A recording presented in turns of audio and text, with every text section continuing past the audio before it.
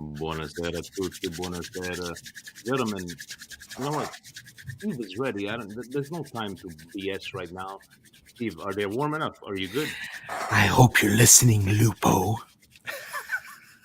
I hope you're listening, Lupo. Guys, here we go.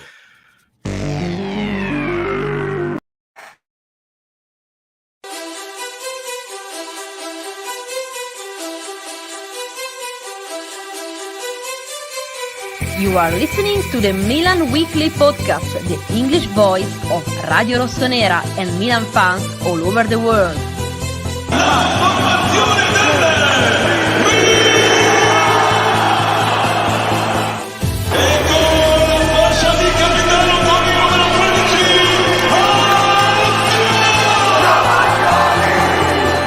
Rafael Leao produces a moment of utter magic. Che sì, ed è gol! Tio Hernandez al volo! Tio Hernandez, ancora lui, una meraviglia! Ibrahimovic! Zlatan Ibrahimovic, fuori classe assoluto!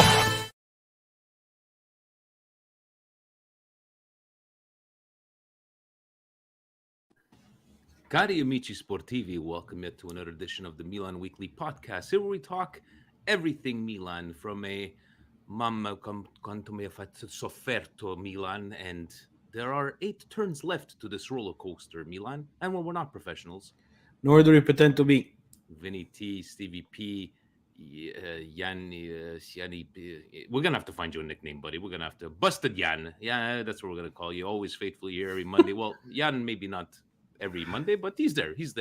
I'm usually busted too. Yeah, he's busted as well. And gentlemen, Steve is he's on fire. We have lots of things to talk about, but before we do, Presidente sent us the housekeeping stuff, obviously, because Steve, I know you all riled up, but we got to get the stuff out of the way. As mentioned last week, I put the link out in the comments, and you know, Presidente, you're gonna have to take a little bit of a little slacking on this one. But Steve, we're talking about Fondazione Milan's with collaboration with Milan Club Montreal doing the FIFA tournament for Fondazione Milan for peace for Ukraine, and Presidente decided to, you know what, let's just put it up front like this: block Steve, block Vinny, but yeah, and we see him halfway, but. Steve, this is another great thing that they're doing. Always, what is this, like second or third one that we do? But link, guys, is in the description. We €25 to get in, but something nice to do, right, Steve? Yeah, again, charities are a good cause. They picked a piece for Ukraine. There is some play-in tournaments. Milan Weekly Podcast and Milan Club Montreal will sponsor teams, the €25 to get them in there. It's not limited per Milan club, so you don't have to have your own little tournament. Just join. Everybody out there in English, French, Italian, whatever language, get inside your piggy bank, your crypto wallet, whatever you own, and take out $25 and let's donate to this great cause, great team at Fondazione Milan, and Presidente putting in a lot of hard work with the people all over the world in terms of trying to raise money for this great cause. So again, any donation is great, but if you want to have some fun and put your money on the line with some pretty cool gamers, there's also some great prizes that can be won that will be announced later on. There we go. And on same note as last week, our friend Joe Avati, yes, he's Australian, yes, he's Italian, coming back here to Canada. Basically reached out to us. We will be probably giving away a pair of tickets, but Steve, I know you probably went to see him back in the day, like most of us. It's been a while, right? I think he's been doing this for over 20 years, but Saturday, July 2nd, right? And the link is in the comments. And we probably, I don't know if you've ever been at the Rialto Theater, Steve. It's a fantastic place, very old school feeling, but looking forward to it. Yeah, this is another great thing. Montreal in the summer is festival season. With all the festivals, nice to have Mr. Avati back from Australia, touring, I guess, North America. I'm pretty sure he's not just stopping here. Very funny. Myself, Vinny, Calabrese, Mario, Calabrese, Anthony Calabrese, and Grande Presidente Calabrese. So we are very happy. Yann, I'm sorry you don't make that cut. But again, his comedy is very relatable, especially to Italians. And when you're Calabrese, it just makes it even more, it hits home even more. So I've seen him multiple times. I'll probably see him again. And we'll take it from there. Maybe we can have him on the show. Let's try to get him on the show. That's a good idea. And last but not least, Steve, again with the local soccer show this week. Love what you're doing, reaching out. And you know what? I love the idea, Steve. If anybody in Montreal wants to come into this FIFA, we'll donate it in the name of the local soccer show. Let's do something to give it a bit of exposure. But who did you have this week? And great conversation once again. Yeah. So this week was great. I had last week. Last week. Yeah. Last week was great. I had Andrea Di Pretantonio, fantastic soccer mind, has been successful at all levels. Also got to coach his hometown team. Still gives back both at club level and now in the schools with the futsal program. A wealth of information. Very good.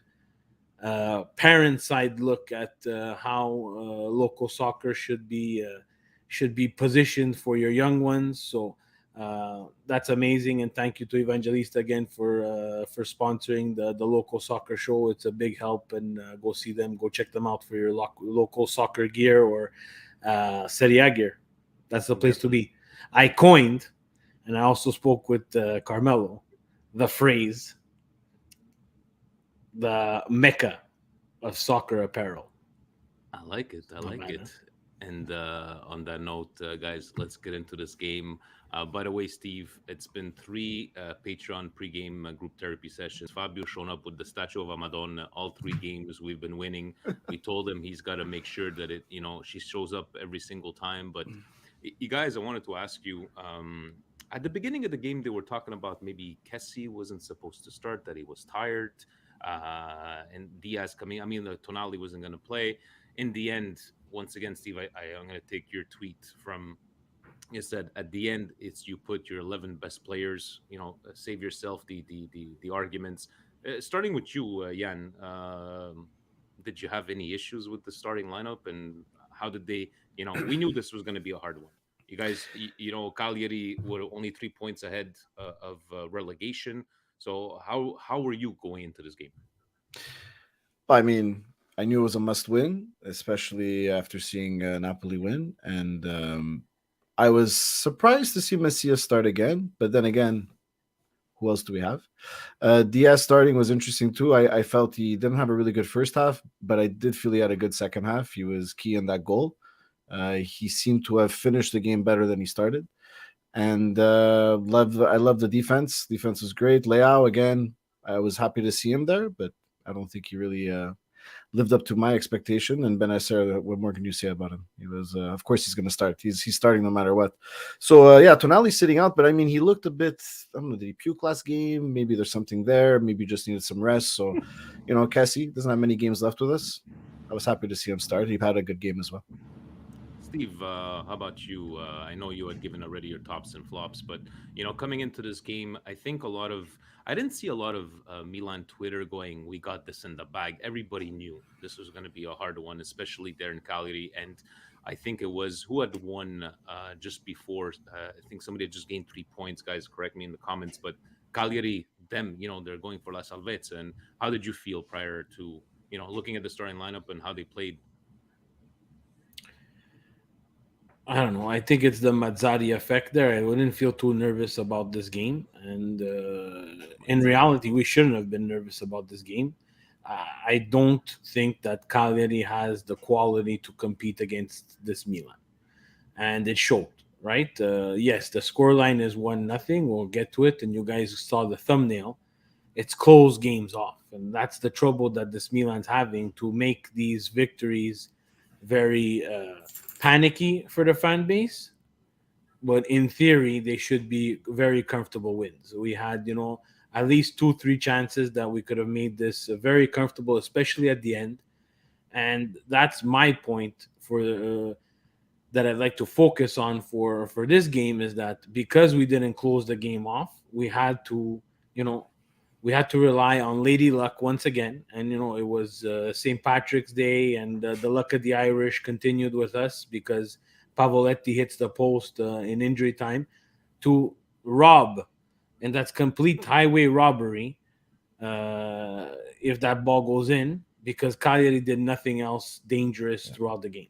And we missed a lot of opportunities too in Yeah. the first, Steve. First 15 minutes.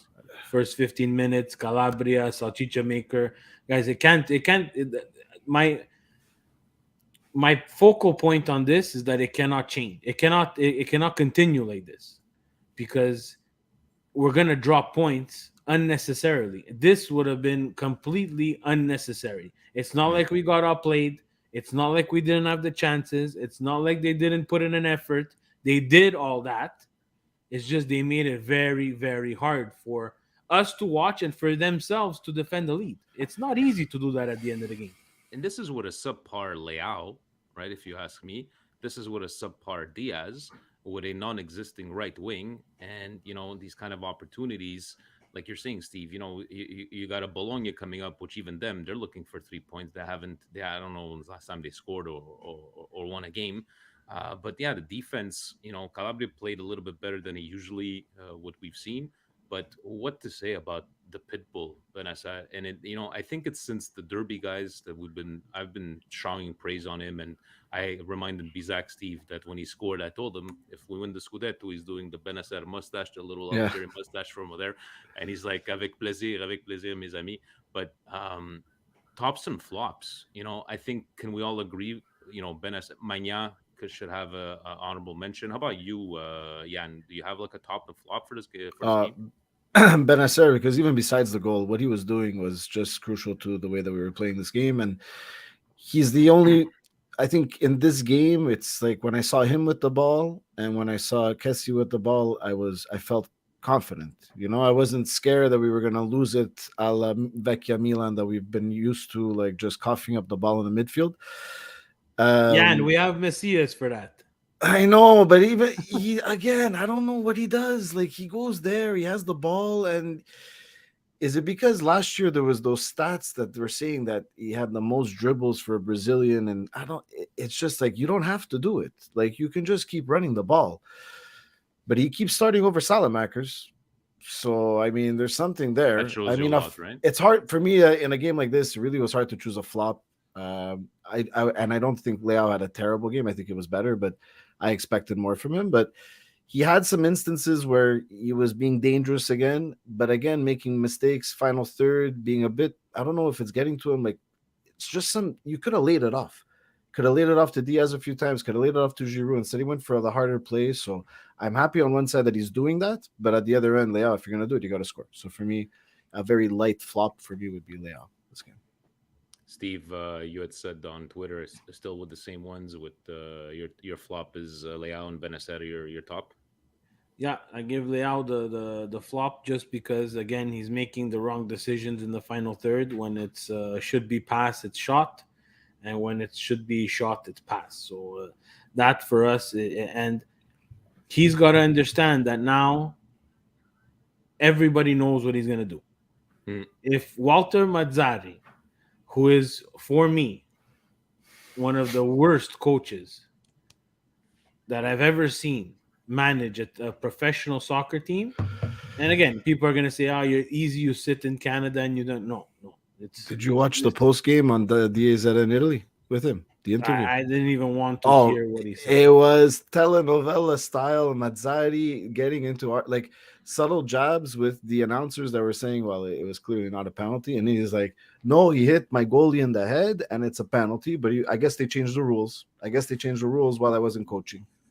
Anyways, long story short, if Mazzarri has figured out what to do with Leao, and that's basically put two people on him at all times, like we did with Oshiman against Naples. Yep. It was bound to come. Now Leao's going to need to find a way to get back into the game and to become dangerous another way. And I don't think he has that right now. He's got to find it in these final 8 games because we need him to be a top instead of a flop.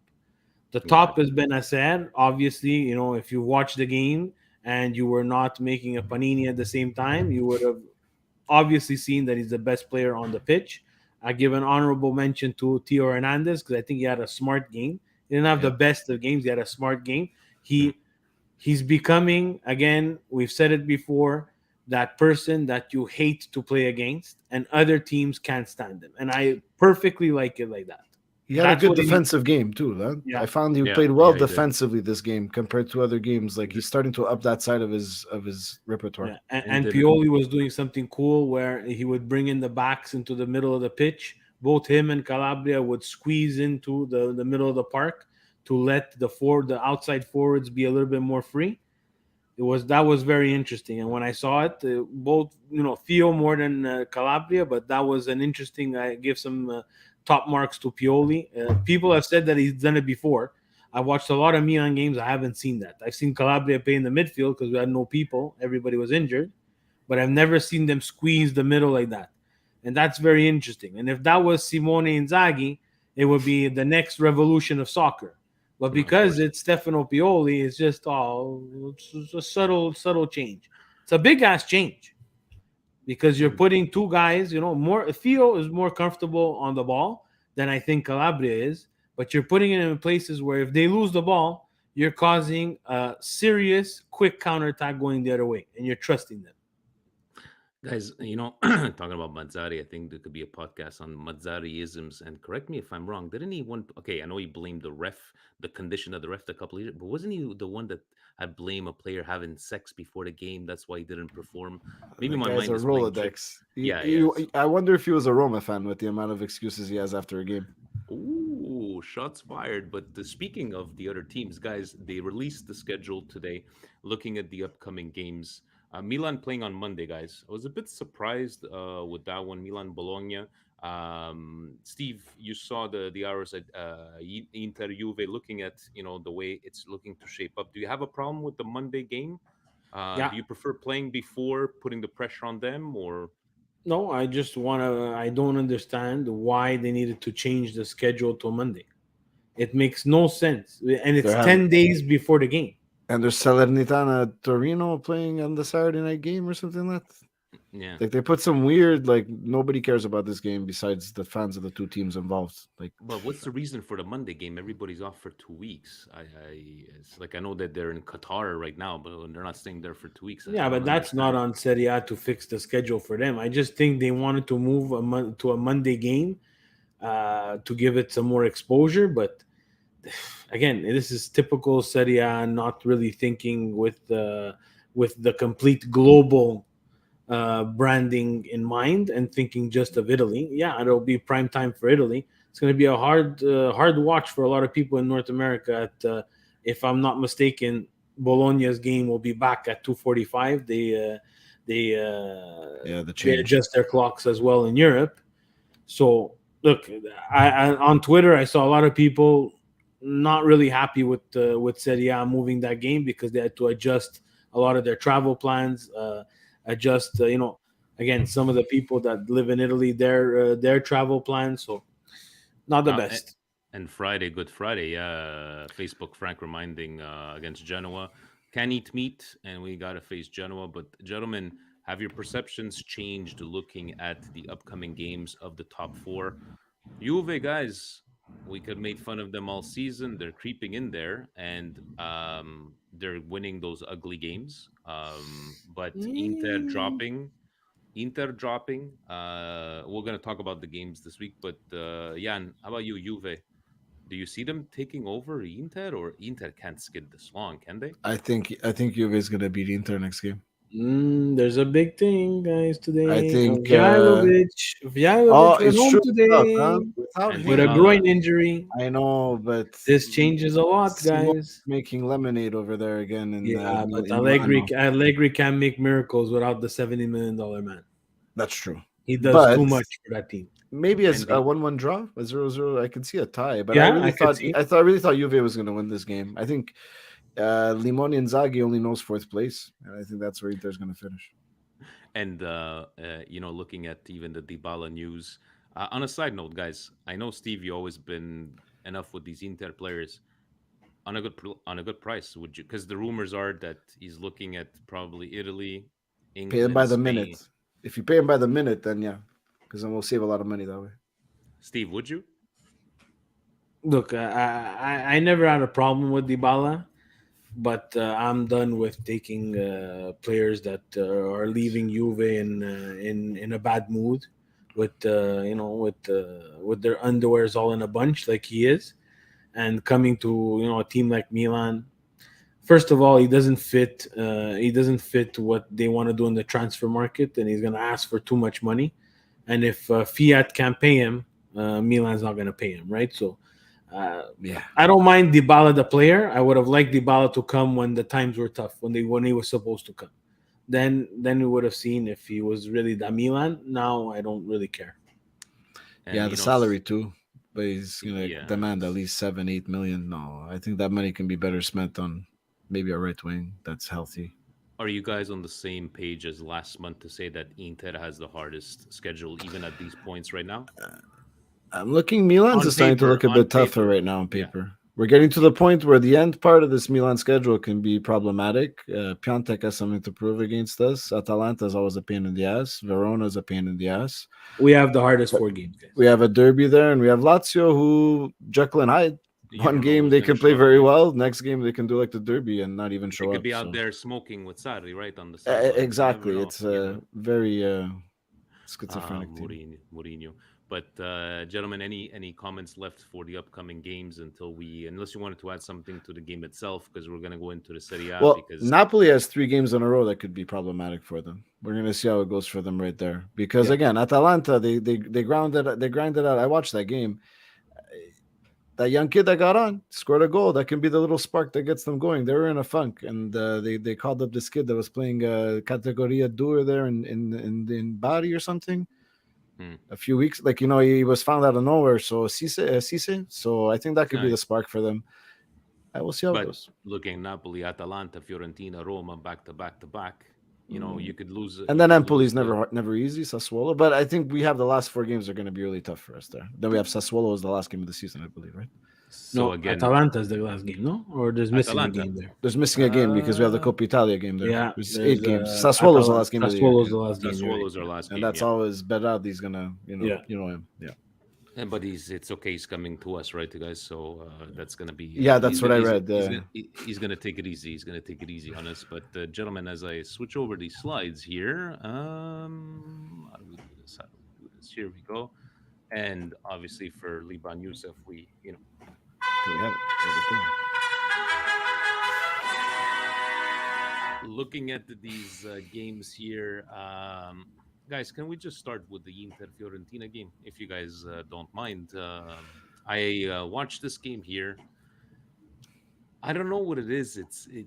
I felt again with the Limone Inzaghi, and I think they had 7 points in 7 games. And Fiorentina, you know what it reminded me, Steve, of when you used to say at the beginning of the banter era, they're not scared to come and play at Milan anymore. They're not scared. They have these and I feel that these teams now, they go to the San Siro.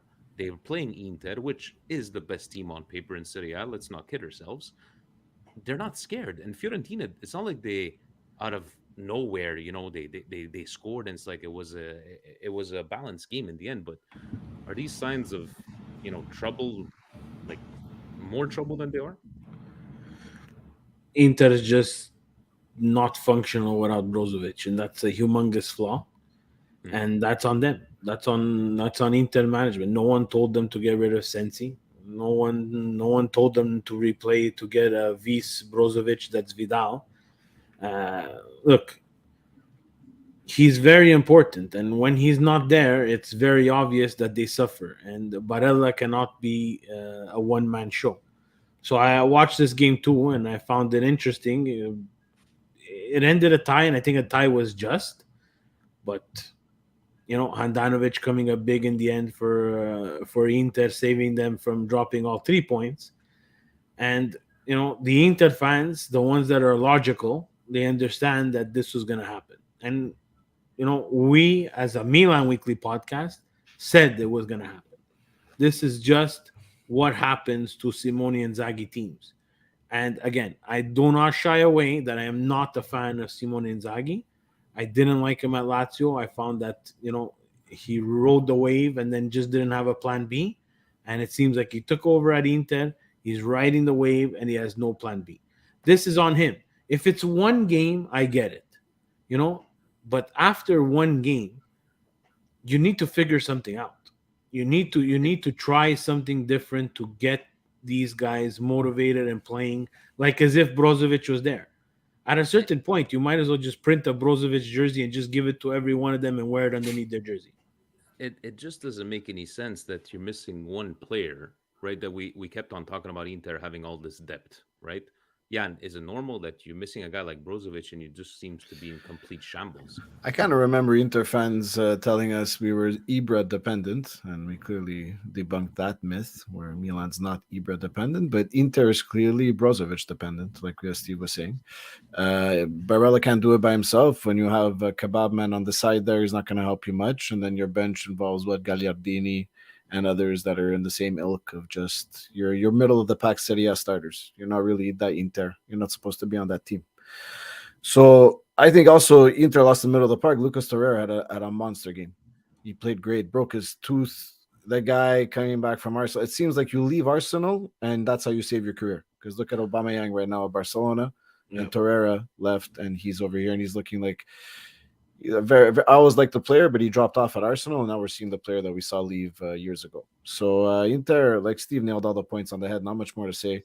I just hope it continues. Obviously, they have the talent to win some games, but if they lose every game or don't get much more than a tie in each game, that's nothing off my back. And again, this one last point on Fiorentina because I think it has to be mentioned. Italiano is one. Oh yes. Oh man. And I know people are gonna say, yeah, well, you just figured it out. No, it's not like I just figured it out. We knew, but he's like someone who finds a solution to whoever his opponent is, and I would not be surprised if he's not going to be at Fiorentina for a long time, and not because he gets fired, because he's going to just go somewhere where he'll have a little bit more of a project to play with. Could be good at Juve. Where was he before, guys? Spezia. But I could see him at Juve, ending up there. Let's go with the second most interesting one here, Napoli Udinese. Guys, it was funny because as Fiorentina scored the first goal against Inter, I was like, okay, this is going to go bad. I did not have this feeling when Fiorentina scored against Inter. I did not have this feeling when Deulofeu scored. Guys, Osimhen he's a beast. And, and I keep going back to when we played them, how we double teamed them and they had no answer. He was always left alone. But Steve, let me start with you. Fully merited win from Napoli on this one. They just kept going and kept going and kept going. Your takes on this game? Yeah, Napoli looked good against Udinese. That made their life very complicated. Look, they didn't have any answer for Osimhen, but the key factor from this game, let alone the scoreline, is that Osimhen gets handed a ridiculous yellow card, and he'll miss Atalanta. Now, Milan cap on, couldn't care less. Serie A cap on, this is terrible. Like, I was watching that game, and I was like, what did he get this card for? It's basically he tried to slide to block a shot, and it hit his hand. So, like, where are we going with? And this brought me back to, they need to figure out how to manage games a little bit better on the ref side. Not only penalty shots and the stupid VAR and all this drama that's getting caused, but let the game organically happen. And he's not killing anybody. He's not doing it intentionally to block a shot. He's making a soccer play. If you're making a soccer play, let them play. Mian? Are they allowed to appeal? Question. I have Are no they allowed idea. to appeal? I'm pretty Because sure then, they can, but it's over. because if they're not, then that would be definitely something that they should implement, because other sports people can appeal suspensions. Like sometimes you look back at it, like you're saying, like what was he doing that warrants that? So, but who cares? Hopefully they lose. More excitement for the top four race. Did anybody watch the snooze fest of Genoa against Torino? Should I just move to the Sassuolo? Steve, did you watch Genoa Torino? No, but I can't believe Genoa didn't tie it.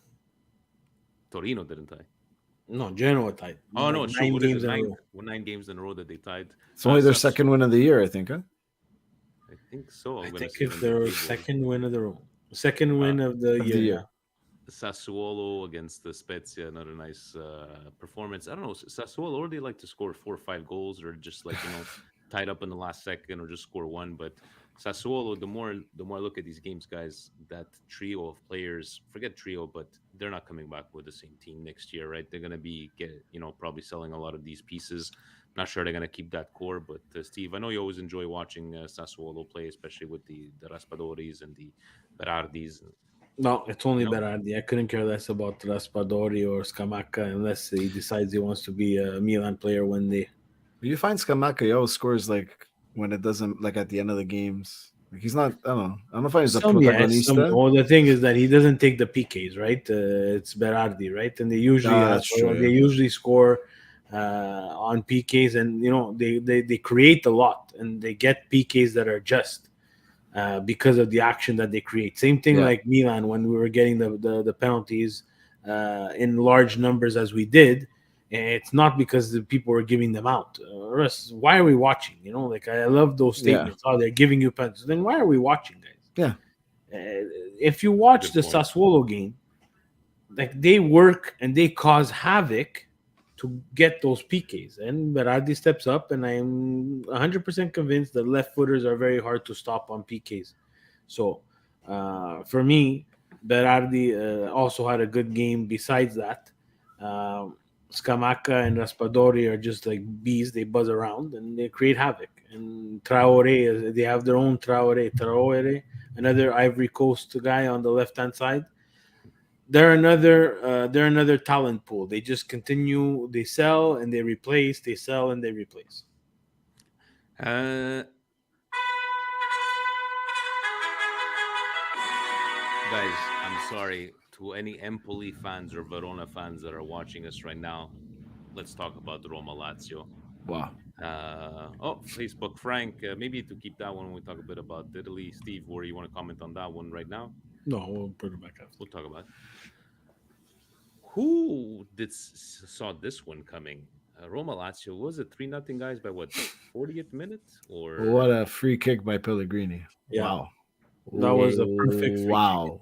Like, wow. was it Lazio being in shambles, or just Roma and Mourinho having a masterclass and just completely outplaying and out tactically? I just this is definitely the Mr. Hyde of Lazio. Look, but, a broken clock is right a few times in a day. Mourinho got it right this time, but I think it's more Lazio got it totally wrong. Sarri playing Hisage as much as he does. You saw when Lazzari came on after. All of a sudden, they had some threats coming in. They didn't score, but Hisage is terrible. I don't know how Sarri starts this guy every week. So I think it's more Lazio lost this game, but great performance by Roma. It has to be said. They scored some really nice goals. Tammy Abraham with a brace, and that Pellegrini goal. That's a goal of the week for me. Steve, how about you? Like, were you? I know we're gonna get into the busted tweets a bit later because you have some found words for some Romanista fans, but a complete dismantling of Lazio and Roma fans on Twitter. Hey, you know what? It's a derby. Good for them. Even Yeah, though, let like, them you know, go. you Let might them go. let them go, because even all those years that we sucked their shit, and if we did win one of those derbies, we still celebrated. So good on them. But how about Tammy Abraham's performance in this game? Tammy Abraham was really good. He's a striker, right? He gets into those dirty places and he scores goals like that. But this is an example of when Roma starts the game on time, which they haven't done in the past couple of weeks. So you see that he got it right, and like every game is not going to be a derby, but you see that when the Roma players have the right intensity and the right mindset. We could blame Lazio and we could blame Sarri all you want. You saw that they came out with more fire and they got what you need in those first 10-15 minutes of the game, is that lead, right? And if Lazio's game plan was to hold on and weather the storm for 15 minutes, if they don't get on the board, I think the game doesn't go as it does. But Roma did what they needed to do in the derby. For them, this is their scudetto, this is their championship, this is what they have bragging rights till the next derby. So good on them. And I think not only Tammy Abraham, I think Cristante seemed to have played well too. They just had all their pieces working, right? And when they have all their pieces working, it's an interesting team. But they need to start on time, and they don't always start on time. And question to Tammy Abraham or Osimhen? I would go with Osimhen. To me, it's right now. To me, it's either you can pick blindly. You're good with either one. It's really hard to distinguish one over the other for me. I think they're both equally talented and great strikers. For me, it's Osimhen all day. Yeah. Osimhen would be top scorer of Serie A if he wouldn't have been injured. Oh yeah, that's guaranteed. There's no doubt about it. How much did he lose, guys? A month? He lost between that and the AFCON. Yeah. He missed a bit at the AFCON too, but he didn't play, right? He went. No, he didn't play at the AFCON, but I think he got hurt during international qualification match. Busted his shoulder, then got COVID. Osimhen all day. Great. Tammy Abraham, 21 goals, great. I think Osimhen would have had more goals than Tammy Abraham. And I'm sure we're going to be touching on that a bit later. Guys, Bologna, Atalanta, this was another snooze fest. Atalanta getting the goal there in the end. I was trying to watch, and I love Mihajlovic. I'll try to watch whenever I have nothing to do, but this one was a true snooze fest. I don't know if you guys watched a bit of this one, Steve, Yann. I did. I like some of Bologna's players. Was that kid they have on the English name? No, the kid Arnautovic I like. He's in my Fantacalcio, but the kid on right back there, Henry. No, what's his name? The English kid or Scottish kid? The English kid. Let's go with whatever. I mean, they have some young players that I keep an eye on. But yeah, it was a snooze fest. Holy Madonna! Venezia Sampdoria was better. Venezia Sampdoria was better. But Orsolini, what do you guys think of that guy? I like Orsolini. I don't know. It could be. I find like he's wasting his time over there. Yeah, but I don't mind him either, but he needs to decide what he wants to be. Yeah, he's got to leave. Hickey, they're saying Hickey. Hickey, that's it. I like Hickey. I don't know. He's got something. Didn't have a great game. Not this one anyway. He made a lot of mistakes. But there's some games that I watch. He's an interesting player. I was watching Venezia Sampdoria, Steve, because I was up early, and Venezia really came out and showed, hey, this is why I got promoted to Serie A this year, and that's why I'm going back to Serie B. Did you see that mistake from the goalie? I don't know what was going on, and as soon as you start a game like that, the goalie's trying to manipulate the ball, and he just gave it. Anyways, Sampdoria here, winning 2-0 very easily against Venezia. Venezia's not staying in Serie A. I seriously doubt it in the next eight games. And Sampdoria, right, Steve? Nothing. Caputo's getting the wheels churning there, so making some Fantacalcio people happy. Almost 3 goals there at the end for it would have been the first hat trick. But let's take it up with the last game that we need to review: Juventus Salernitana. These should be given as a bye week. Why are people still playing Salernitana? Well, look at us. I know. Only us. We make them look good, but that's why they play Salernitana. No surprises here, guys. Juventus, the Allegri ball, they did what they needed to do, and in the end, people want to talk about ugly wins, or it's the points that matter.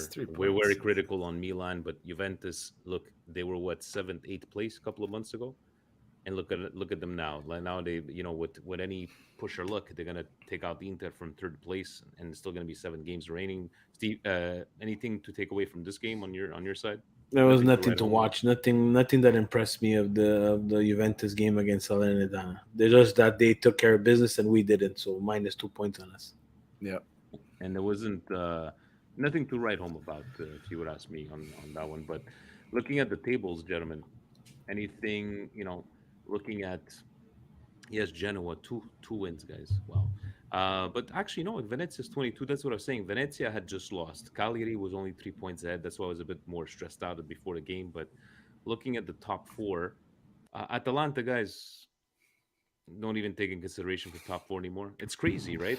They have the game in hand. I mean, they win that. They're at 54.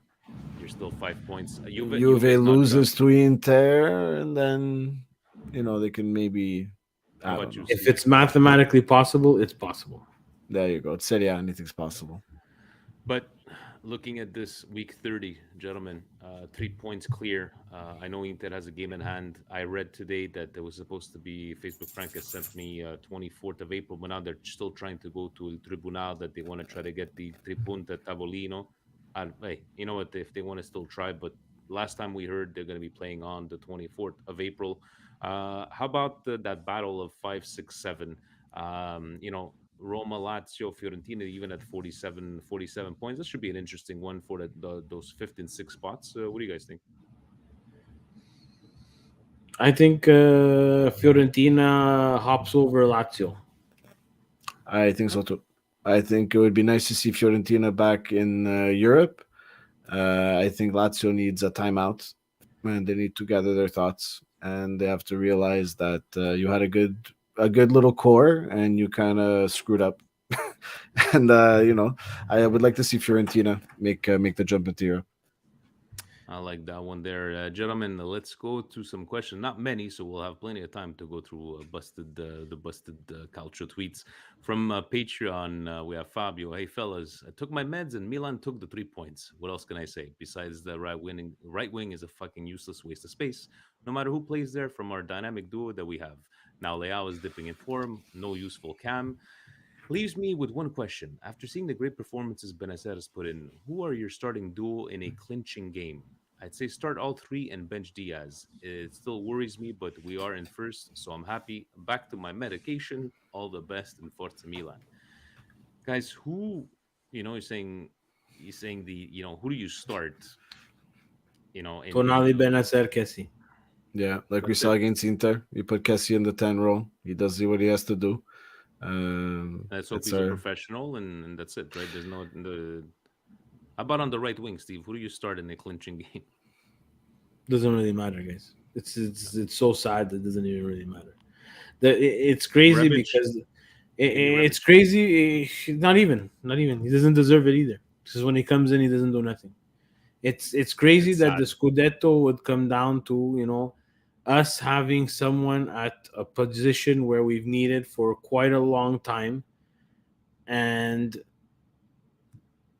we didn't buy one. And this is the only thing that I have against management, is that they did not address, and we'll have a question after. They're trying to address one player for two position type of bingo party transfers there.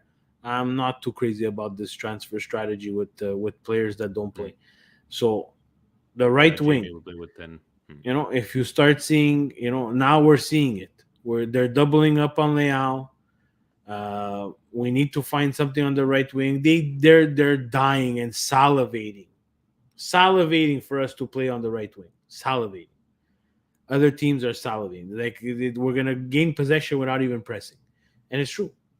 And this is why I'm so frustrated, because the minor detail, and I could be wrong. In the end, we could win the Scudetto, and they say, Steve, you're crazy. But again, I will repeat again, March 21st, 2022, 9:45. If Milan wins the Scudetto this year, it will be a miracle, an absolute footballing miracle, close to Leicester City miracle. Mm. At least not take it Leicester too City far. had 11 players. We would have won it with 10. Yeah. And it's no joke. I'm not It's ashamed to say it. so let's take okay, so let me ask you guys this one. Was it more of a miracle and shows the strength of the unity of Milan players, or does it show the lack of quality of the rest of the teams in Serie A? I for this. I mean, look, we have a lot of different scorers on this team. We don't rely on one striker. We don't rely on one. We play as a unit. It's the Pioli way. We don't have that singular superstar yet. We have some players that might become superstars, but we spread the ball around. And when we play as a unit, and when we play the way we're supposed to play, that Milan, like that Pioli has been making us play, we win games. But we're not like Napoli, that if Osimhen's on, even if the team's playing like garbage, he's gonna score. Vlahovic, we don't have those game changers. We have game preservers, let's say, like a Benacer and a Kessie, that they maintain our chance of winning a game. But I mean, come on, Benacer shot. I love the kid, but he's got 2 goals in the year for a reason. That's not his position. That's not his role. But we spread out this job, and that's how Milan is successful, is because we spread it out. But like Steve said, we do have 10 real starters. I mean, Macias is just there filling in a hole. Salamaker is there filling in a hole. I saw we had the comment. Florenzi. I would try Florenzi in a game. Why not? Maybe. If you have to play in defensive, let's see. The guy's at least going to put some crosses in that are going to be suitable. And at least when he comes on, he's giving something. Like exactly, and he has an attitude. You see in his face. Even when he had to play that game on left back, and he was making mistakes. You were like, I was cursing the TV. Then I would see him. I almost felt bad because I knew he was even more mad at himself. So you can see the passion. So there's something there, but Macias and Salamakers, they're not bringing anything besides haircuts and fancy moves. It's like there's not, you know what I mean? Like, and Salamakers, I think I said earlier in the year, I was hoping he would be our answer at right wing. You not doing it. We bought him as a wing back, did we not? We bought him as a Bush. We always go back to that excuse. So, I'm not saying no, but I see Milan Twitter. Yeah, but what do you expect? We bought him as a right back. Well, he's fucking not a right back anymore, Christ. He's played right wing for 2 years, Christ. Yeah, exactly. Like it's over that now. Yeah. He's just not that Milan. It's you want to keep him to. This is what happens, and we don't close off games. We end up with Calabria, who's the right back in a scoring position, golden opportunity, and can't score. And we end up with Salchicha Maker 2 times and still can't score. But the right back, okay, he's a right back, right? That's the excuse we're going to give. What's Salchicha Maker's excuse? Oh, we bought him as a right back. So we're basically not playing with a right wing. So that's on us. And you see it in our game, guys. We don't play beautiful football. Everybody jokes around. I joke around with a lot of people. Milan plays an English-style football. We have no choice. We play to our strengths. We cannot make 10 passes and bring the ball up in possession. We need to play Giroud. We saw that last year. Ibra, play to Ibra. He holds it up. We make 1 pass instead of 10. I don't care, to be honest with you. I don't mind that. I'd rather be more direct than play this possession game and have stats of 900 passes where 875 of them are negative or sideways. I don't care about that. Do I care that I'm playing Limone ball? I couldn't give a fuck. Look at Limone ball now. He has no other option. I want to win, but I want my team to make the right moves, and not addressing right wing is a fucking problem that's starting to irritate me very, very much. So let's get that Scudetto for that extra money. Ryan Percy says, hey guys, this Milan team is going to make us sweat until the end of the season, huh? I'll take the win, but boy, it's not comfortable. Also, is Gareth Southgate the biggest Muppet in the world? How on earth is Tomori not called up for the English squad? So to Ryan, yes, they're going to make us sweat until the very end. Yeah, can anybody explain to me how Tomori... He's a Milan fan at heart, and he wants us to win the Scudetto, so he's leaving our best defender at home. But he went to Dubai today with the team. Mark Maguire's on the team? As Steve likes to call him, Mark Maguire's on the team, though, right? Well, this is typical England. Typical England and their cocky attitude with their EPL is better than everybody. It's just goddamn stupid. But Steve, Italy had the same thing. A guy left Italy. Yeah. We weren't calling him to the national Italy team. had the same the thing. arrogance was there too. I was just about to say that. We can't say that.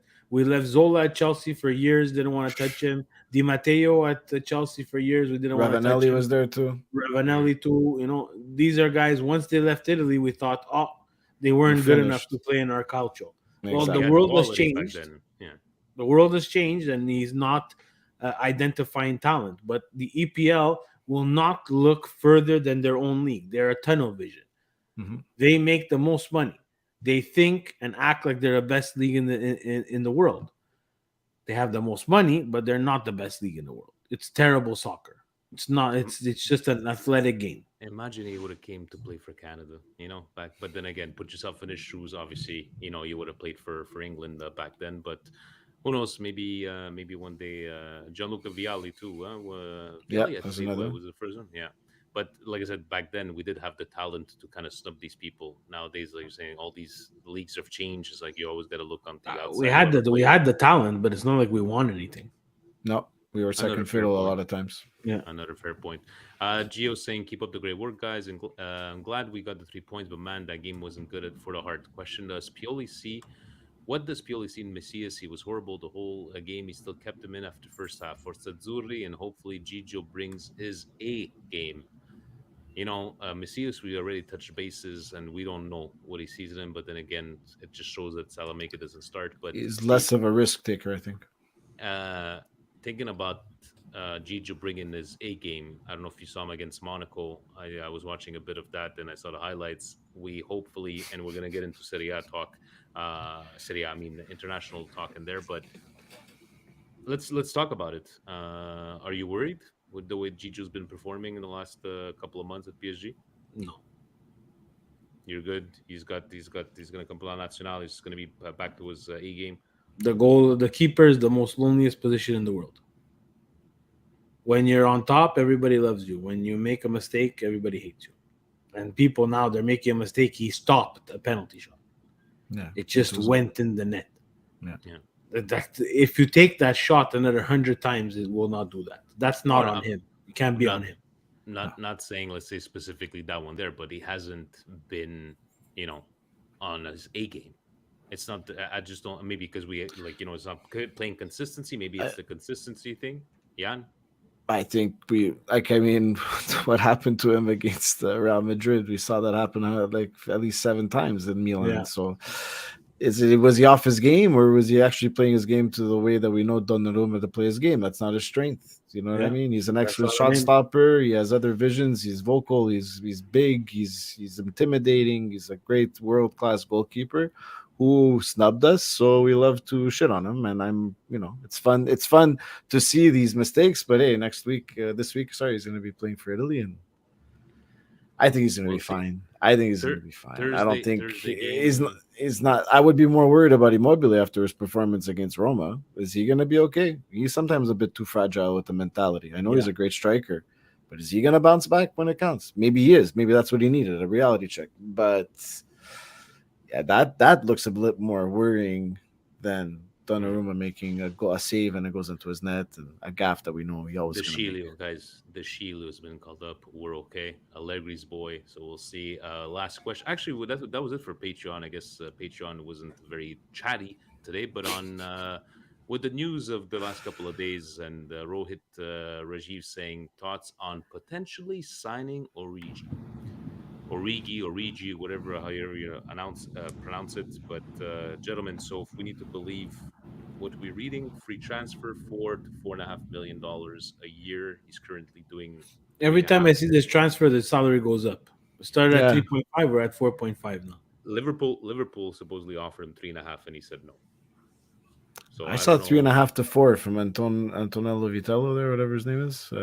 Maybe it's you guys. inflated. You guys know this player more than me. I know the name, right? No one knows this player. He sat on fucking Liverpool's bench for fucking 3 years. Where did he come from before? Because that's where he made a name for himself in Liverpool. So he's Belgian, right? He's from came Belgium. From one of those teams. I'm pretty sure he comes from the Belgian league, and I have nothing against this player. And again, people are going to take my words and twist them, so I couldn't give a rat's ass anymore. But I'm just fed up at us looking for came from two. Thank you, Frank. A player that needs to occupy 2 positions. And, this is going to be perfect for a striker, but could also slot in at right wing. Yeah, that's what happened with Salchicha Maker, and look at what we got now. You understand? And I'm okay with, what they've done with, these younger signings, players that we don't know. But this now is a younger guy, and like Facebook Frank said, coming from Lille, it seems like we want to take all the Lille players. He went to Liverpool. I question a bit how you could sit for so long, because at a certain point, Yann, he's not going to start over Salah. He's not going to start over exactly. Firmino, that's the thing. You're comfortable at sitting. You understand? I don't think. Well, he played at Wolfsburg last year. I just looked. He was on loan at Wolfsburg last year. But so I'm thinking. Bad. I mean, look. I think this is more telling of. I don't think Ibra's coming back. It's going to be Giroud, maybe Origi and Belotti, and that Serbian kid's on loan. I mean, that could all work. Maybe. Those could be our 3 strikers, and we get 2 on a free, and you pay a bit more in salary. I don't hate it. I think if he was at Lille, and I know Moncada was there before, and he was scouting in the French league a lot, maybe he sees something there. Maybe he can yes, work with maybe I'm something wrong. there. But Maybe as a profile, I'm just trying to give them the Liverpool benefit still of the offered, doubt. guys. Liverpool still offered. If they didn't see anything in him, wouldn't they just let him at walk? 3.5 million for Liverpool, they have it in the cookie jar. Yeah, that's like It's what not we the pay same money, Daniel Vinny. Maldini, It's and exactly it's like, it's nothing. it's the thing that the guy sat for quite some time. He went on loan at Wolfsburg, but I have no confidence in the EPL. I don't. The Tamores will happen every once in. Well, to counter that though, also Steve, I mean, Smalling looked terrible EPL. He came to Roma, that looked pretty good. Tammy He still Abraham, yeah, but Tammy better. Abraham will give him. We'll give him a pass. Tomori. Yes. I mean, I'm gonna be optimistic on this. The guy's big. I don't know, maybe, but We got to be optimistic because that's all. I think it's more telling of the fact that if there are all these names for a striker position, I think Ibra, it's Smalling is a disaster. That's a good one, Mo Green. And guys, did you guys see there was a sighting of Lazetic? They showed it on the Milan channel. Primavera. He came on in the Primavera, and he got subbed out like 10 minutes later or something because he got Injured. Yeah, he was dealing. They were saying muscle fit. He has some fitness level issues, and that's why he hasn't featured for the team. Yeah, good stuff. Guys, in the end, guys. Hey, my Frank Antelope today. Facebook Frank today he has his encyclopedia on. He went David Platt. Ma che ne frega the David Platt at Bari, even you. I'm talking now. I think that was. Hold on a second. That was it. From Crew, if Botman comes in the summer, is an automatic that Kalulu goes to the right. What happens with Calabria, Forza Milan? I'm not convinced about Botman. I'm not sure about. I don't know if they will go with Renato. Well, they're even saying Sanchez now. There's issues with the salary, as we've come to learn with these transfer market rumors. You can't trust everything. So. I mean, Kalulu's. I think Romagnoli's gone. We're gonna need 4 guys. Yeah. Okay. Who was it, guys? Who was it with the teeth? That was Sissoko. Sissoko. The teeth were gonna give him bad posture throughout this. Sorry, back to the question, Steve Bodman. Are you convinced or? I'm convinced about what? That we need him. We need another center back. And the salary that they're talking about, if it's not salary, but more like during that, what are you talking about? 25-30 million euros. We have to pay, guys. You gotta pay. Yeah. Like we're always looking for deals, but the deals are not always gonna pan out. And we're getting lucky. We're obviously, guys. This campeonato is shocking, and I malocchio and everything, 45 shit to everything. We've been very lucky. Gentlemen, that's it for Twitter. That's it for Patreon. We're an hour in, and I guess we're ready. And Steve, I know you've been mulling over this one, and it's you have some choice words for some of them. But Yann, thank you once again for providing your hard work, and we'll send you your check. President's going to send you your check for all your hard work. It's in the mail. Mail. Just expect it there. He knows there's e-transfer, right? He doesn't trust that. He doesn't trust. Okay. Yann, did you see his question today? He does not know what a Chromecast is. How can I take my cell phone through my PlayStation 4 to put it? And everybody's answering Chromecast. Yeah, but my TV is not smart. Chromecast. So sometimes, President, if you type your question into Google, it gives you an answer. Well, we love you, buddy. I didn't take a look at these, but this week, what do we have for busted Calcio tweets? Let's take a look at slide number 1. So here we have black and white stripes at Bianconeri. I'm sorry, but gestures like this are bullshit. Imagine an all-male commentary panel for the women's games. These positions should be earned by merit and talent, not gender.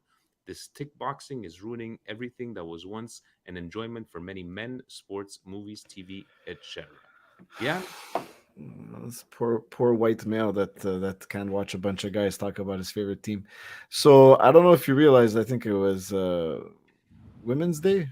And I Yeah. think Paramount Plus just wanted to pay tribute to that by having an all-women cast. And I think there was actually some really good commentary. I think there Yeah. was some really talented women that worked there. And if that's a problem for you, that's a bigger. You're speaking to a bigger problem within your own psyche than Oh, they didn't just take than. women off the street, yeah, and just No, let they them actually comment. had some sort of knowledge of Oh, the game. Some played the game. Some had it. It's what's the problem? We've been watching all male casts since the dawn of television. Why can't we have one day when it's a few women that are talking about the game and talking about it very well? Might I say? and it doesn't look like this guy who like was just trying to get clicks Maybe or he's as old as his avatar. Maybe he is Gianni Agnelli. maybe. Because then it would make sense why he's so misogynistic. Oh my God, Steve, do you even surprised that you have to see tweets like this? Yeah, in I'm this day not and age? surprised. This is social media. You're able to type and run away and close your phone and never see any responses to that. The thing that they decided they could do what they want with their production. In the end, if they want to put, 3 people dressed up as clowns, they're allowed to do that. It's their production. They decided to go with 3 women with a pedigree, and experience in the field. Like, what's the big issue? Like, we're always making an issue out of nothing. Out of nothing, exactly. It's nothing. Tweet number 2. Corriere dello Sport. Rissa Cagliari Milan è partito tutto da un gesto di Magnan. Now, correct me if I'm wrong, gentlemen. This has been removed from Corriere This has dello been Sport. deleted. I think Bonucci had access to their Twitter account because, like the Keane incident in Cagliari, Corriere dello Sport said it was because of the players' actions. Oh no, he got another clean sheet and celebrated with his other black teammate. And no, that's why there was monkey sounds and all this horrible stuff. Oh, so I just heard that because he was cheering, and when there was monkey sounds, he just said, "Why don't you say it a bit louder?" And didn't like that. So basically, this all happened not from the racism, from No. the actual gesture. Exactly. And thank God they took it out. But it's some cringy takes, Steve. But from a Corriere dello Sport, I know we've busted the Milan, the official account, at one point, to a Gazzetta dello Sport. But this is kind of stuff. It's like there's a reason why they took it out, right? Well, there's a reason why they took it out, because they're chicken. They're chicken, and that's something that I would like Twitter to enforce. You're verified. You have certain amount of following. You have something that when you tweet something out, it'll cause conversation. This has caused conversation. The thing that I don't get is that I don't understand why they took it out. Like, write your article, make someone read, and take it. Take it. Yeah. You wrote it, take it. Don't delete it. It makes you look even worse now. Yeah, And like Verona was doing last week, deleting and blocking comments. we did the exact same thing. Verona, they wrote, and they didn't take it either. They were deleting comments. You should not be able to do that. It's accountability. You're able to write this article. I'm pretty sure the person who wrote it is a educated person who put this together. Like, let people read your article and make their own decision. You don't have to. Maybe you want to talk to your social media guy and not put this type of headline to get all that attraction. But in the end, what's more important to you? Be an honorable newspaper and report what you want to report, or be a clickbait newspaper that puts in things to get interactions or likes or retweets or views on their page, and then be a chicken shit and delete it. Because in the end, it could be whatever gesto they did. There's nothing that justifies racism. So Exactly. anybody with half a brain can understand that this is. I wouldn't even have read this. And I think I saw it and I just passed over it. I'm not going to entertain these things because I'd rather read something from someone who's going to give me something. If you guys want to see some hate, we leave them on YouTube, Steve, or hate the comments or Amazing. Them. We just leave them there, right? They should be part. They should be part of Busted Calcio tweets. Yeah, and take a look at sometimes at the YouTube comments. Slide number 3. At Carlo Garganese, Thanks, Serie A, for not postponing this weekend. You should pick 10 strangers off streets and they do a better job than clueless clowns running Serie A, completely out of their depth bunch of dinosaurs. Dinosaurs. Raccomandate. Italy in trouble for playoffs could be without entire first choice DF. Where does this come from there, buddy? This was sent directly by carrier pigeon straight from Presidente himself. He was not having this. He thought Carlo was a bit busted, and I think it's a good talking point because I'm on two sides here with Carlo. Carlo always brings up some interesting topics. Yes, Serie A could have postponed some games, but Carlo, Serie A already has to reschedule one game, and it's taking forever. Imagine rescheduling the whole weekend. You really trust them to do this? Secondly, do you think it's fair to all the teams that don't have an Italian player that's going there, or not an Italian, or not a national team player that's going of any value to any of these games? Do you think Milan's going to really miss Florenzi playing a few minutes for the Azzurri? Do you think Milan wants to break their momentum? And right now, a lot of things can change if you change, and it would be more influential on the game. But is it busted? I don't know. Presidente thought it was, so I thought it was interesting to bring this one. I think Carlo was just a bit upset. He's just a little upset. He had to let off some steam over here. But we like Carlo. I think Steve, even you listen to his podcast with Nima, if I'm not mistaken. Do you think this is a busted tweet, or do you agree with President? He probably was up in arms, Presidente. Why did he have to tweet this out? Look, I don't disagree. But I think that this should come as any other international break. And that's a bit on the leagues and on UEFA for not organizing it. This is an international break, guys. In theory, he's right. He's not wrong. But it's not just a fault. Yeah, no. Everyone's at fault. Yeah. But I agree. He can only direct his anger to Serie A. But he's right. But only Serie A as the only league, I don't think they would have stopped only their weekend. No, because there's big players playing in other leagues. And I saw the other leagues playing as well, so it's even game for everybody. But yeah, exactly. In a way, I agree with Carlo because the players do play too much. And they were still going to play this game. It's just that now they've introduced this new way to qualify, and there's an extra game. And I'm pretty sure UEFA has some Serie A people on the board because they didn't think about this. And they screwed it up again. Surprise. But yes, definitely like the conversation on those ones. Like Fuji saying, no excuses. If we make it, we'll make it. No sneaky tactics. We shall see how it goes. But definitely a lot of games being played, and that's where all these injuries are coming from. Slide number 4. Pirlo could have been our Xavi. From Lexa to Dybala. She's going to have to change her handle. Yes. Dybala's leaving. So Pirlo could have been our Xavi. Pirlo, who coached his first game as his first game for Juventus, could have been your Xavi, who was honing his trade, albeit in one of those Arab leagues. He was still honing his trade. He worked things out. He had a path towards becoming a head coach, unlike Pirlo, who was just a scapegoat. Xavi has been backed by his board. They've been buying him players left and right. Pirlo was left to squalor in his own misery over there. Xavi, in the last 16 games, correct me if I'm wrong, I don't think they've lost anything. They just destroyed Real Madrid 4-0.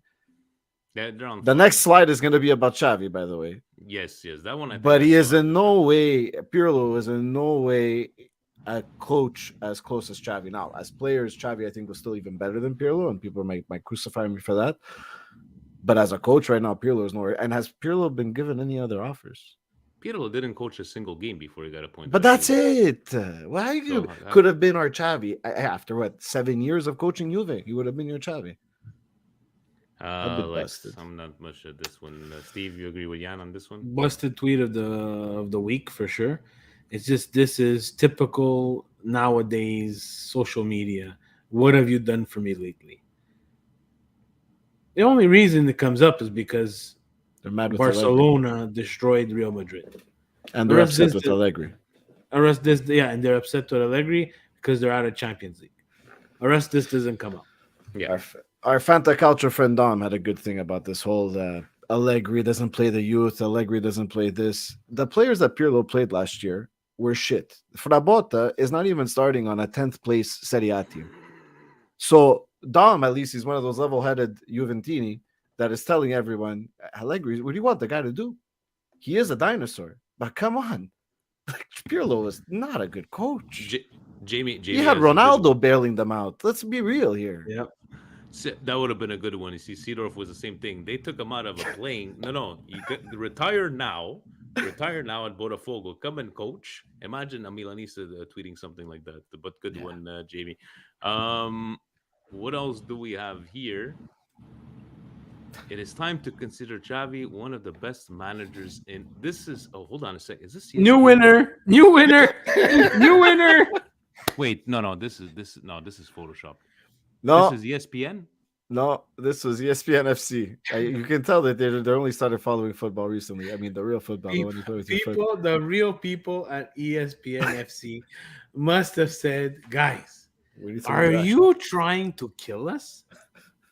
Are you trying to destroy ESPN?" And indigestion of the week is ESPN, TSN, RDS, all these people. I'm not even sure if I'm not going to put RDS inside there because I'm not 100% sure. But They're a sister station. They're a sister station. No, but I know for a fact, and not for a fact, I know what I read is that ESPN and TSN have the rights to La Liga and did not show El Clásico. I'm not going to put RDS in there. I don't know if they showed it or not. But you have the rights to La Liga. You bought them because of Lionel Messi, and then he screwed you and he went to PSG, and now you're stuck with them. And now you have a chance to show their premier game. It is, and you do not show it. That's an automatic fail. Now back to this again. Whoever wrote this. And I don't wish. I think everybody does their trade, so I'm not gonna. But someone needs to talk to the person who wrote this down. Yeah, and just say, look, you gotta consider, the craft of being a manager. Being a fantastic player doesn't automatically make you a fantastic manager. No, and your trophies do not transfer. If he takes over Salernitana and he face la salvezza, no. Judge him for where he is right now. It's fine, fantastic. But you're not even judging. Yeah, but you can say he's fantastic. You cannot say he's the greatest, best manager in the world. Not after half a season. Let's be real. He has won nothing. He's not going to win anything here. No, we don't. You know what I respect? Look, he's bringing back that Barcelona philosophy. Is going with the youth. He's getting a nice backing from the club. They're in on Haaland supposedly. He's getting the support that any young manager wants. But to go piggyback off the last tweet, Pirlo's our new Xavi, and I was pulling up Xavi. Yeah, Xavi's having a good half a year. We'll see how it goes.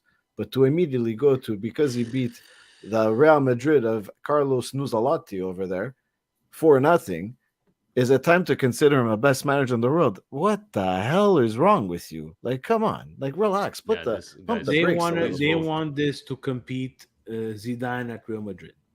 That's what they want. And yeah, guys, please go vote. But yeah, I'm putting this one as the winner. That's definitely winning. This is the winner. ESPN FC is our busted Calcio tweet of the week, guaranteed. And Jamie hopefully doesn't get us blocked. I'm going to get more of them. Jamie's asking too many questions. These are kind of. I thought Barca was broke. Yeah, I know, Jamie. I heard I saw that they were in. You get the guys from Men in Black. They come and get you. They sit you down. They put just don't ask these kind of questions. There's nothing to understand. But we shall see what happens in the summer. Steve, your indigestion. It's got to be. You're saying it's this. Do you have any other indigestions for this week? No, none that I want to talk about on the show. But all right, Yann, anything that came in indigestion for you this week? For me, it was that first busted tweet. It's enough now. Give everybody their spotlight. Stop complaining. That's it. You know what? I did have something in mind, but that fifth one, and that's why I don't look at your busted tweets because it really catches me from surprise.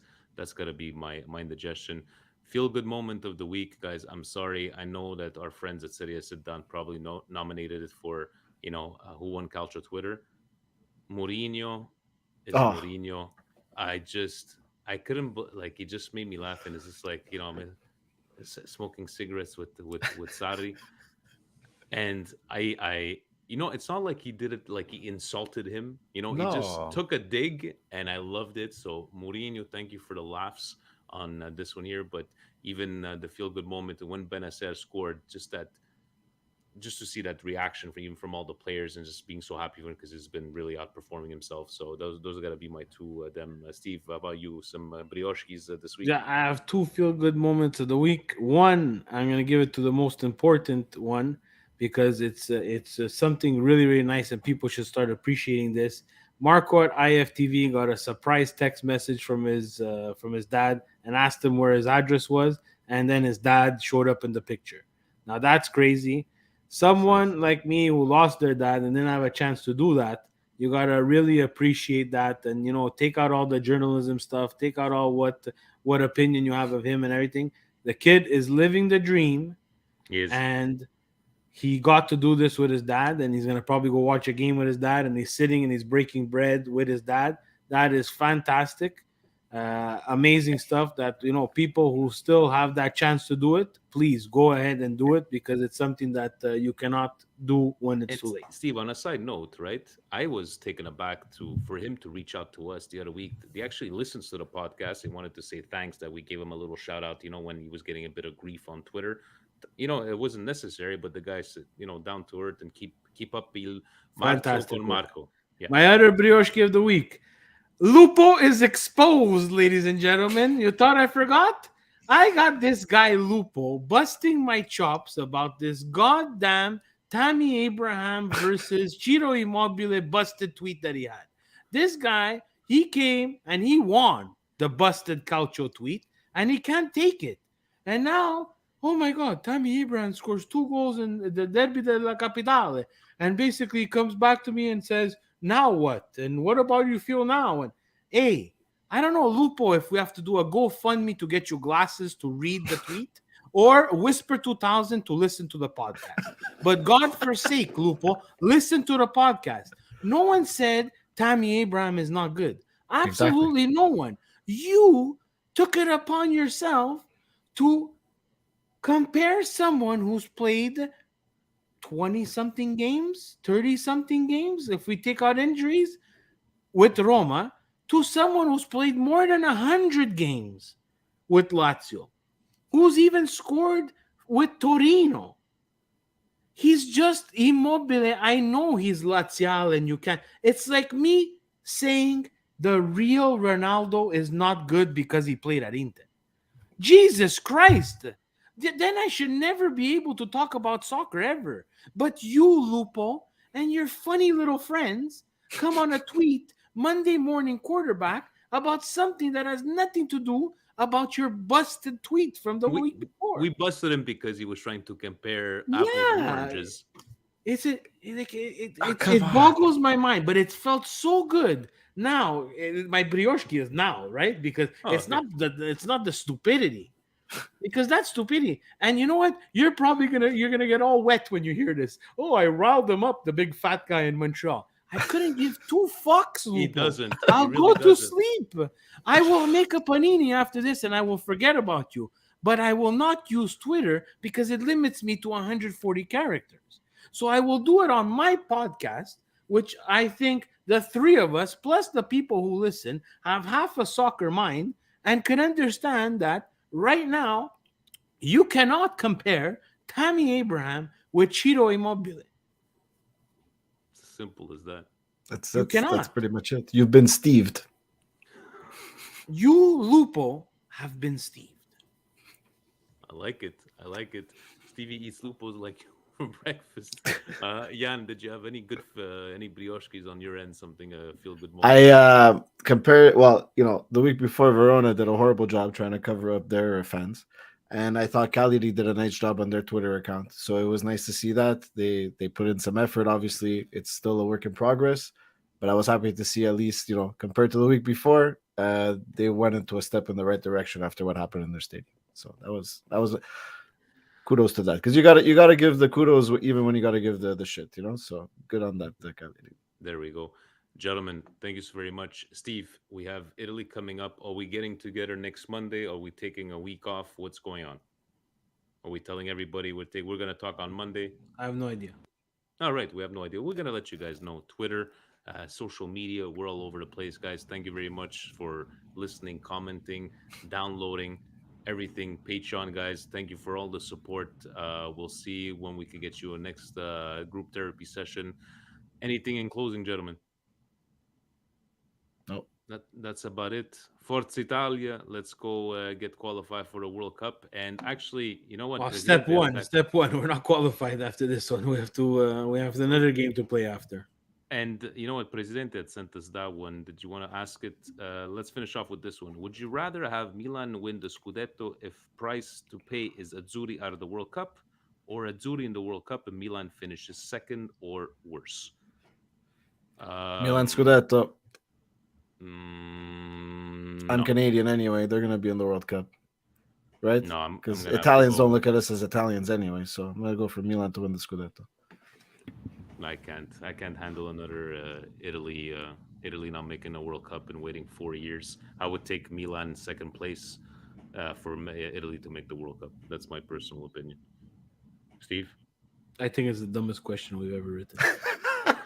Busted cultural questions by ourselves. We busted ourselves on that one. But who wrote this? The president wrote this one? No, I think it comes from somewhere else. We just piggybacked on it and tried to and tried to get our own insights from that. But look, for me, the crest of Milan is holy. I want them to win the Scudetto, but I'm telling you guys, the crest for Italy means a lot to me. I've watched a lot of games. I've cried, I've cheered, I've cried of joy. It's an emotion that's really hard to reproduce. I still remember crying in '94 leaving that Buffoni, and not understanding how my favorite player at the time could miss that shot. It took me weeks to come to terms with it, And this is it's a good thing. I know we're pretty over, but I think it's very important. Because it's every 4 years, and this UEFA and FIFA need to understand this. Because it's every 4 years, it makes it that much more important. If this would start happening on a yearly basis or every 2 years, it would lose some of its pedigree. But for me, that is a question that I saw some people they were quick to answer, and again, everybody's entitled to their opinion. Yeah. But for me, it's a stupid question, because for Milan fans that are not Italian, it's a very easy answer. But for Milan fans and some that are Italian, it's an easy answer too. But Italo Canatese, and thinking of what my parents went through, for me, it's a really tough connection with Italy. I need to see them in the World Cup. I'm just going back to what was harder, those finals, semifinals being lost, not qualifying, or the Champions League 2005. And I think the grief of the Italian examples, I took them longer with me than the 2005 Champions League. But yeah, this is okay, Steve. It's a stupid question, but anyways, still a conversation. The grief of the Champions League follows me till today. I will not rewatch the game. For the benefit of the tournament too, Portugal doesn't have that great of a team. Not going to bring much talent-wise. I mean, Italy's a defending Euro champion. Brings a bit more pedigree if they make it. Not that it matters there, but anyway. Gentlemen, until we talk for another hour, ovunque e sempre. See you next Forza week. Milan. Forza Milan. Forza Italia. Ciao, guys. Forza Italia. Ciao.